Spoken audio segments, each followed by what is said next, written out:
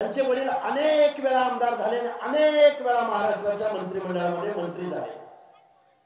केज मतदारसंघामधनं 1967 ला निवडून आले। पुन्हा गेवराई मतदारसंघामधनं बिनविरोध निवडून आले। काय सांगतोय, बीड जिल्ह्यामधल्या माझ्या ओबीसी भटक्या बांधवांना माझं सांगणं आहे, सुंदरसिंह सोळंकी, सुंदरराव सोळंकी, परत आपण सिंह, वाघ, टायगर,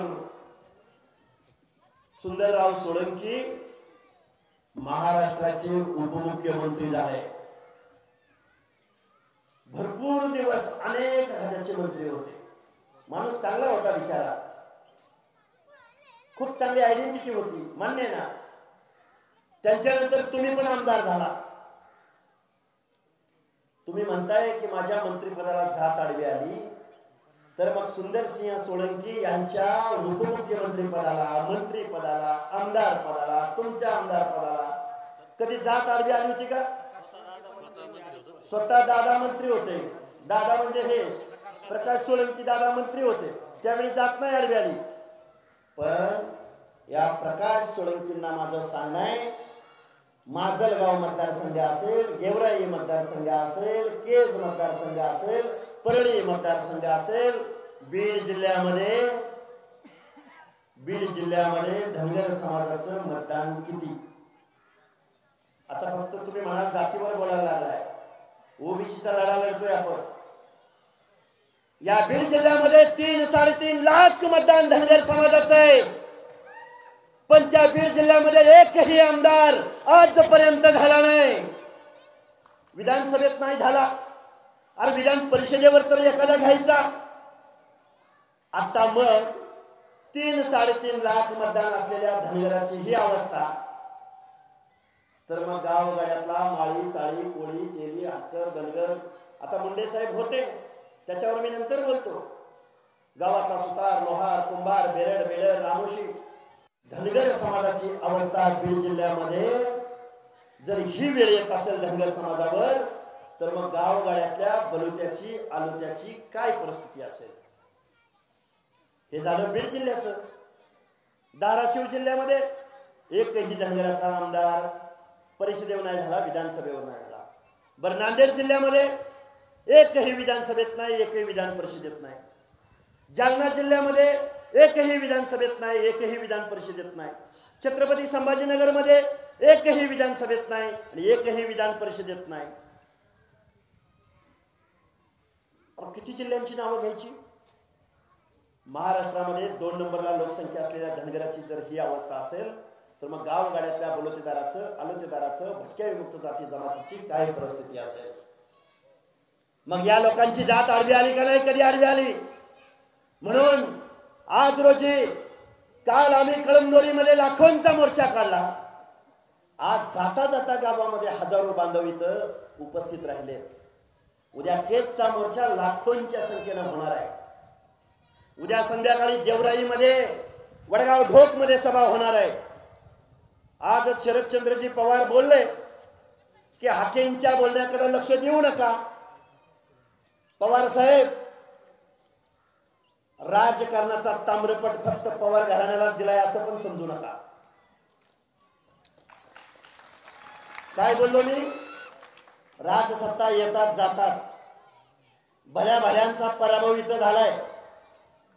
सखा पाटलांचा पराभव जॉर्ज फर्नांडिसांनी केलाय। पवार साहेब, आमच्या बोलण्याकडे लक्ष देऊ नका, म्हणजे ओबीसीच्या बोलण्याकडे लक्ष देऊ नका। काल म्हणे महाराष्ट्रामधली सामाजिक वीण उसवली जाते। काय? महाराष्ट्रामधली सामाजिक वीण उसवली जाते म्हणजे ओबीसीच्या लोकांनी रिॲक्शन दिली, ओबीसीच्या लोकांनी मोर्चा काढला, ओबीसीच्या लोकांनी जीआर फाडला, म्हणजे सामाजिक वीण उसवली जाते। आणि जरांगे पाटील मुंबईला जाऊन काय काय धिंगाणा घातला त्यांनी, बीड शहरामध्ये काय काय धिंगाणा घातला त्यांनी, गेल्या 2 वर्षामध्ये काय परिस्थितीला महाराष्ट्राला सामोरं जावं लागलं, त्यावेळी शरदचंद्रजी पवार याच जरांगेला पाठिंबा देत होते, यांना रसद पुरवत होते। मग ते राजेश टोपे, बजरंग सोनवणी, विजयसिंह पंडित, प्रकाश दादा सोळंकी वयोवृद्ध आमदार म्हणे जात माझी आडवी आली. अरे आमच्या मग गावगाड्यातल्या लोकांची जात कशी कशी कुठे कुठे आडवी येत असेल. म्हणून गावगाड्यातल्या सगळ्या 18 पगड जातीच्या लोकांना माझं सांगणं आहे, तुम्हाला आम्हाला एक व्हावं लागेल. आता तुमच्या आमच्यामध्ये फूट पाडली जाऊ शकते. अरे अंगावरची कापडं काढून घ्यायची यांची तयारी आहे, काढून घेतलीत. महामानव डॉक्टर बाबासाहेब आंबेडकरांनी तुम्हाला आम्हाला आरक्षण दिलं. मंडळ आयोगाच्या माध्यमातून 1994 ला इम्प्लिमेंट झालं. ते आरक्षण आज रोजी काढून घेतलंय. माझ्या बंजारा बांधवांना सांगितलं, अरे तुम्ही एसटीची मागणी करा, एसटीचं आंदोलन करा. मिळालं पाहिजे ना बंजारा समाजाला. बंजारा समाजाला एसटी मिळाल्यावर आम्हाला काही दुःख वाटणार आहे का? इकडे सांगितलं जातं धनगर समाजाला तुम्ही एसटीचं आंदोलन उभं करा. अरे मी तर बारामतीमध्ये उपोषण केलेला कार्यकर्ता आहे. आता ताटातलं आरक्षण काढून घेतलंय आणि डोंगराच्या पलीकडे शेत आहे, डोंगराच्या पलीकडे गहू पेरलाय आणि तिथं तुम्हाला क्विंटल न गहू मिळणार आहे. तुमचं ताट सोडा. देता ताट तुम्ही? विचार फर्म असले पाहिजे. ताटातलं आरक्षण तुमचं हिरावलं जातंय आणि एसटीचं गाजर तुम्हाला दाखवलं जातंय. करा ना अगोदर एसटीची मागणी, करा ना एसटीचा अगोदर एसटीचं आरक्षण जाहीर करा. अगोदर एसटीचं आरक्षण जाहीर करा. आम्ही ओबीसी मधून बाहेर पडतो. मग फक्त धनगर आणि बंजाराचा हा प्रश्न नाही. गावातला नाभिक, गावातला धोबी तो सुद्धा एससी मध्ये. आणि ट्रायबल मधला माझा वडार, बेंदार, बेरड, भोई, कडक लक्ष्मीवाला, कैकाडी, पारदे, अरे हा तर मग एसटी मध्ये जायला पाहिजे ना. आमचे ट्रायबल आहेत ते ट्रायबल सगळे एसटी मध्ये जातील. बनू ते आलू ते एससी मध्ये जातील. करा ना जाहीर. काय चुकीचं बोललो?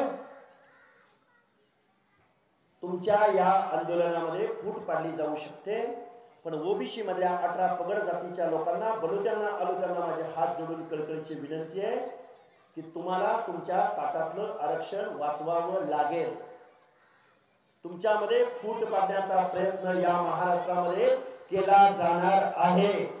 कारण आजपर्यंत यादी फोडा आणि जोडा, डिवाइड अँड रूल, गावागावामध्ये पंचायतीला तुमच्यात भांडणं, सरपंच पदाला तुमच्यात भांडणं, गावातल्या ग्रामपंचायतीसाठी तुम्ही आम्ही जातीमध्ये भांडत बसलो.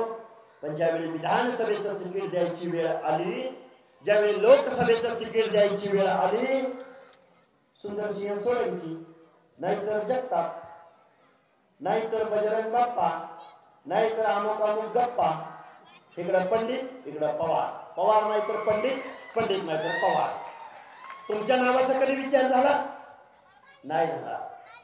कारण तुम्ही गावगाड्यातली माणसं, तुम्हाला काय कळतंय? डोंगराच्या कुशीला काम करतंय, तिकडं मेंढर राखायचं काम करतंय. मनोज जरांगेंनी जे तुमचं आमचं आरक्षण संपवलंय, हे आरक्षण टिकवायचं असेल तर गावगाड्यामध्ये तुम्हाला आम्हाला एकी करावी लागेल. माझ्या माता भगिनी इकडे बसलेले आहेत. आता त्यांना वाटत असेल काय बोलतेत, कसं बोलतेत, काय चाललंय कुणास ठाऊ. तुमच्या आमच्या लेकरा बाळाच्या भवितव्यासाठी, शिक्षणासाठी आज रोजी ओबीसीच्या आरक्षणाची आवश्यकता आहे. जे एसटी आंदोलनाला पाठिंबा देत आहेत या पुढाऱ्यांची नावं लिहून ठेवा. अगोदर एसटी जाहीर करायला लावा आणि मग ओबीसी मध्ये काय फूट पाडायची ती पाडा. त्यामुळं ओबीसी जागृत आहे, ओबीसी एकत्रित आलाय. आज मंद्रत गावामधल्या या तरुणांनी जे काही इथं हा छोटासा मेळावा घेतला, या मेळाव्याच्या निमित्तानं खरं तर खूप काही बोलता येऊ शकतं, खूप काही बोलू शकतो. पण आता गावागावामधला ओबीसी एकत्रित येतोय. कुणालाही घाबरायचं नाही. मी काय बोलतोय? कुणालाही घाबरायच्या भानगडीत पडायचं नाही. इथं निजामशाही कालच संपुष्टात आली. त्या निजामांचं गॅजेट तुम्हाला, ज्या गॅजेटने तुमचं आमचं गावगाड्यातल्या बलुतेदारांचं, आलुतेदारांचं, ओबीसींचं आरक्षण संपवलंय, त्या निजामांच्या गॅजेटला संपवण्याचं आंदोलन तुम्हाला आम्हाला याच मराठवाड्याच्या भूमीमध्ये उभं करायचं आहे. काय बोललो? आम्ही निजामाला वैतागून महाराष्ट्रात आलो आणि त्याच निजामाचं गॅजेट घेऊन पुन्हा ओबीसीचं आरक्षण संपवायला चालू. तुम्हाला एससीबीसी दिलंय, ईडब्ल्यूएस दिलंय, आम्हाला एससीबीसी नको, आम्हाला ईडब्ल्यूएस नको. अरे एससीबीसीचा ईडब्ल्यूएसचा कट ऑफ हा ओबीसी पेक्षा कमी आहे. आणि माझी मराठा बांधवांना विनंती आहे, अरे आमच्या दलित बांधवांनी, आमच्या आदिवासी बांधवांनी, आमच्या ओबीसी बांधवांनी नेता निवडला डॉक्टर बाबासाहेब आंबेडकर, ज्याच्या डिग्र्या होत्या 32, नॉलेज ऑफ सिम्बॉल. अरे 32 डिग्र्या घेणारा डॉक्टर बाबासाहेब आंबेडकर कुठं? आणि 4थी नापास. बघून घेईन कसं देत नाही बघू. सरकार घालवून मुख्यमंत्र्याची आयमाई काढणं. खुळखुळ्या, तुझं शिक्षण किती, तू बोलतो किती, आणि म्हणे आमच्या गॅजेटला जर चॅलेंज केलं तर आम्ही मंडल आयोगाला चॅलेंज करू. अरे देशात ओबीसी किती आहेत माहितीये का? आणि तुम्ही किती आहे माहितीये का? म्हणून मी दिल्लीला जाणार. काय करतो दिल्लीला जाऊन? रिझर्वेशनचं स्पेलिंग लिहिता येतं का? येतं का? लिहून दाखवावं. म्हणून मी मंडल आयोगाला चॅलेंज करू. आणि म्हणून मी आता दिल्लीला जाणार. तू दिल्लीला चाललाय ना? अरे नर्मदा नदीच्या तीराच्या पलीकडे छत्रपती शिवाजी महाराजांचं राज्य घेऊन जाणारे होळकर होते. होळकर. अरे पानिपतामध्ये होळकरांचा सल्ला मानला नाही. तुमचं पानिपत झालं पानिपत. सुभेदार मल्हारराव होळकर, मेंढपाळाचा पोरगा, 3 वेळा दिल्लीच्या तख्तावरती बादशाला बसवणारा मल्हारराव होळकर. मल्हार बाबाचं ऐकलं नाही? पानिपतावर 1 लाख बांगडी फुटली. मल्हार बाबाचं जर ऐकलं असतं तर पानिपत घडलं नसतं. म्हणून मी दिल्लीला जाणार. मी दिल्लीला जाणार. जा तू दिल्लीला. गावगाडा आमच्या बापाचा आहे. गावगाड्यामध्ये 50, 60, 70% लोक आंबेडकरी जनता, आदिवासी जनता, ओबीसी जनता, भटक्या विमुक्त जाती जमाती, माझा मुस्लिम समाज, आमची संख्या 80% पोहोचते. आम्ही ठरवलंय गावागावामध्ये जाती जातीची युती करायची आणि राजकारण समाजकारणाची शेती करायची. आणि तुम्हाला सांगतो आता काही जणांना, हे बघा आपल्याकडे असते घडी, आता काही जणांना वाटू शकतं आयला हाकेसर आलं आणि काहीतरी बडबडून गेलं. अजिबात घाबरायचं नाही. ही लोकशाही आहे. ही लोकशाही आहे. डॉक्टर बाबासाहेब आंबेडकरांनी इथं बसलेल्या सगळ्या माणसांना मी सांगतो, इथं प्रत्येक माणसाच्या मताला तेवढीच किंमत आहे की नाही? आहे की नाही? ऊसतोड मजुराच्या मताला जेवढी किंमत, तेवढीच टाटा बिर्ला अंबानीच्या मताला सुद्धा तेवढीच किंमत. असं आहे का की सोळंकीनं बटन दाबलं की 1000 मतं पडतील आणि आमच्या गावातल्या एखाद्या चोरुंदे कुटुंबातल्या एखाद्या माणसाने बटन दाबलं की 1च पडतंय? असं काय आहे का? मग आता माझ्या मंजिरत गावामध्ये बघा बरं का, मग एका गावाचं उदाहरण देतो.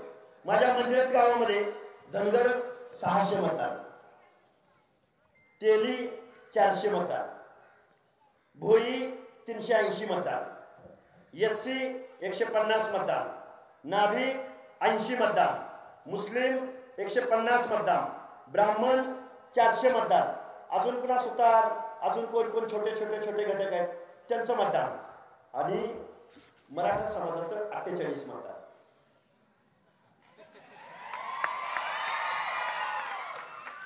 चुकीबिकीचं काय बोललो का? अरे असंच गंगाखेड मध्ये, असंच मुखेड मध्ये, असंच जत मध्ये, असंच गेवराई मध्ये. अरे तुम्ही फक्त जाती जातीमध्ये भांडत बसला. बाबासाहेबांनी जातीच्या संघटना काढून दिल्या असत्या ना. बाबासाहेबांनी क्लास निर्माण केला, ओबीसी. तुम्हाला क्लास म्हणून एकत्र यायचंय. बाबासाहेबांनी पंक्तीला बसलेल्या प्रत्येक माणसाच्या अरे शेवटच्या घटकापर्यंत लोकशाहीच्या माध्यमातून सुग्रास असा स्वयंपाक बनवला, हा शेवटच्या टोकापर्यंत हा स्वयंपाक पोहोचला पाहिजे, त्याशिवाय हरी विठ्ठल म्हणायचं नाही. खरंय का खोटंय? तुम्ही ज्यांना आमदार केलं, ज्यांना खासदार केलं, ज्यांना मंत्री केलं, ज्याला कारखानदार बनवलं, ज्याला वतनदार बनवलं, ज्याला जागीरदार बनवलं, त्याच माणसाने तुमचं आमचं आरक्षण काढून घेतलंय. म्हणून माझी तुम्हाला हात जोडून कळकळीची विनंती आहे. मंजरत गाव आहे, छोटंसं गाव आहे. गावातल्या 18 पगड जातीच्या लोकांनी एकत्रित येऊन जो एकोपा दाखवलाय, हा एकोपा टिकला पाहिजे. आणि ही लई घाबरट माणसं आहेत. मठात जर एकी दिसली तर हे तुमच्या झोपड्यापर्यंत लोटांगण घालत येतील, लोटांगण. आणि मुख्यमंत्री महोदय, ज्या जरांगेच्या सांगण्यावरनं तुम्ही हा GR काढला, तुम्हाला महाराष्ट्र बघायचंय. मी नेहमी माझ्या भाषणात सांगतो, तुम्हाला महाराष्ट्र बघायचंय. तुम्हाला सांगली जिल्ह्यातल्या आरेवाडीच्या बिरोबाला यावं लागेल, तुम्हाला महाराष्ट्र कळेल. तुम्हाला महाराष्ट्र बघायचंय, पोहरा देवीला यावं लागेल. तुम्हाला महाराष्ट्र बघायचंय, भगवान गडावर यावं लागेल. तुम्हाला महाराष्ट्र बघायचंय, मडीला यावं लागेल. तुम्हाला महाराष्ट्र बघायचंय, वणीला जावं लागेल. तुम्हाला महाराष्ट्र बघायचंय, जेजुरीच्या खंडोबाला, माळेगावच्या खंडोबाला यावं लागेल. मग तुम्हाला गावगाड्यातल्या 18 पगड जाती, भटक्या विमुक्त जाती जमाती, दीन दलित, आदिवासी बांधव, किनवट मध्ये किती आदिवासी राहतो, नंदुरबार मध्ये किती आदिवासी राहतो. गावगाड्यामध्ये या माणसांचं दैन्य आणि दास्य काय आहे? गावगाड्यातल्या या लोकांचं प्रतिनिधित्व तुम्ही आम्ही करतो का? गावगाड्यातल्या अर्ध्याहून जास्त लोकसंख्या असलेल्या ओबीसीचं आरक्षण तुम्ही घालवलंय. आता 2025 साली महाराष्ट्र हा फुले शाहू आंबेडकरांचा महाराष्ट्र आहे, हे आम्ही देशाला दाखवून देऊ.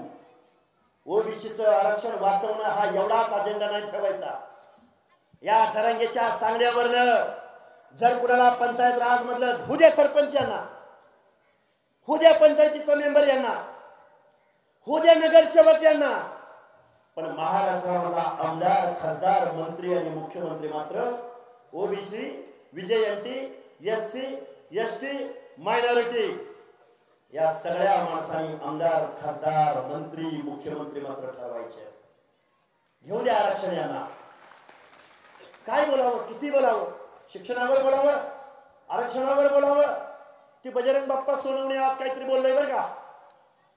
आताच मी बघता बघता मोबाईलवर बघितलं, तुमचं खासदार चंदन चोर. कशाला? शिक्षण किती आहे? शिक्षण किती झाले त्यांचं? 12वी. किती झाले सांगा की राव, किती शिक्षण? काय बोलला माहितीये का? आज बोलला लक्ष्मण हाकेला बीड लोकसभेमध्ये निवडणूक लढायची. ऐका, 2 मिनिटं ऐका. आणि हेच काय म्हणत होता माहितीये का? आता लक्ष्मण हाकेला अगोदर ग्रामपंचायतीचा सदस्य व्हायला सांगा, आणि आज काय म्हणतोय, बीड लोकसभा लढायची. अरे बजरंग बाप्पा, तू कुणीकडून बाप्पा झाला बाबा? वळवाच्या पावसामध्ये न्हावून निघाला. एका बाजूला म्हणतोय ह्याला ग्रामपंचायत सदस्य व्हायला लावा, आणि आज म्हणतोय ह्याला बीड लोकसभा लढवायची. ठरव काहीतरी.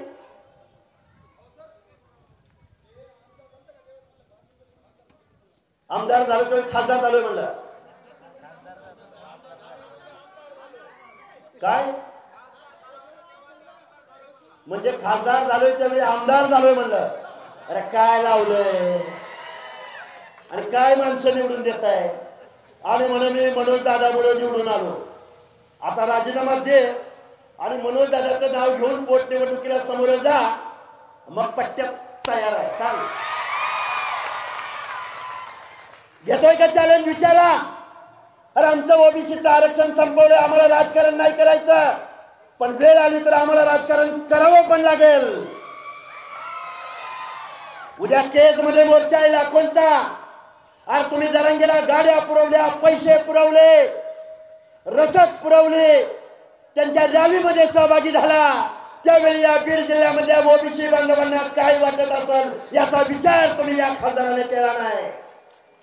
तुम्हाला विचारलं का मी जरांगीला पाठिंबा द्यायला चाललोय, ओबीसीच्या भटक्यांची झोपडी उद्ध्वस्त होणार आहे, विचारलं तुम्हाला? नाही विचारलं. प्रकाश सोळंकीनं पाठिंबा देताना तुम्हाला विचारलं का? विचारलं का या प्रकाश सोळंकीनं? मग आता मत द्यायची का?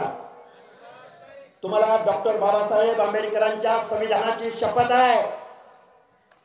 जर तुम्ही 1000 रुपयाला मत विकलं, तुम्ही 2000 रुपयाला मत विकलं, तुमच्या लेकरा बाळांना वसतिगृह मिळणार नाही, तुमच्या लेकरा बाळांना शिक्षण नोकऱ्यामधलं ओबीसीचं आरक्षण आज उरलं नाही, तुम्हाला कारखाना मिळाला नाही, तुम्हाला मान सन्मान इज्जत मिळली नाही. कशामुळं? निवडणूक आली, वर्षभर जिंदाबाद म्हणणारा गडी आधे इधर जाओ, आधे उधर जाओ, आधे दादा के पास जाओ, आधे नाना के पास जाओ, आधे काका के पास जाओ. निवडणूक संपली. एक उदाहरण सांगतो आणि माझं भाषण संपवतो. बेंद्राचा सण असतो का? बेंद्राचा आपल्याकडं असतो का बेंद्राचा सण? पोळा पोळा काय आता भाषेची गपलत आहे राव. मी आहे तिकडे कर्नाटकच्या बाउंड्रीचा, सांगलीच्या बाउंड्रीचा. परत म्हणते गडी मराठवाड्यात येतोय भाषण करतोय, महाराष्ट्रातच येतोय ना, पाकिस्तानात तर नाही ना आलो. अरे माझी पै पाहुणी मंडळ आहेत या मंदिरात गावामध्ये.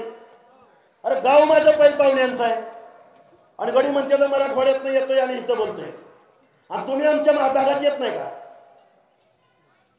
काय चाललंय, कसं बोलावं, कुठं बोलावं, काय बोलावं एवढं सुद्धा कळत नाही. पोळा सण असतो की नाही? पोळा सण. पोळ्या सणाला काय करतात? बैलाला धुतात, त्याला खांदामळणी करतात, शिंगाला वार्निश लावतात, कलर लावतात. मग आपली माता भगिनी त्याला निवृंगीचा स्वयंपाक बनवती. माझा बैजा, माझा सुरत्या, त्याला तो निवृंगीचा स्वयंपाक खाऊ घालतात.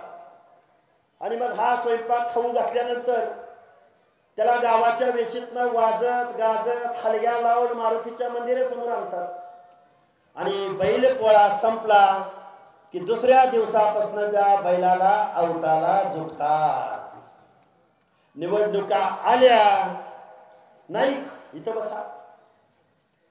चोरमले साहेब इथं बसा. काय चोरमले साहेब इथं बसा. नेमाने साहेब कशाला वळवळ करताय, ती काय निवडून येतोय तेव्हा.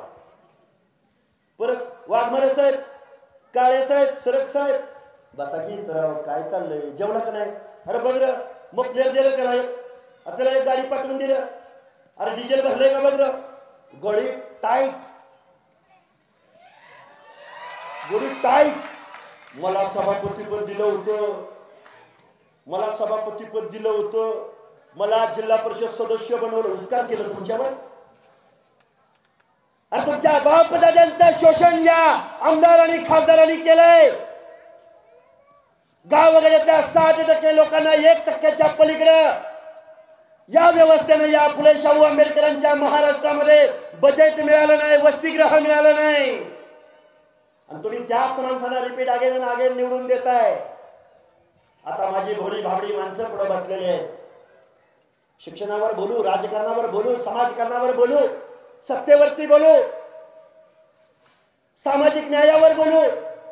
काय असतो सोशल जस्टिस? काय कळलं बजरंग बाप्पाला? काय कळलं बरं सोशल जस्टिस म्हणजे काय?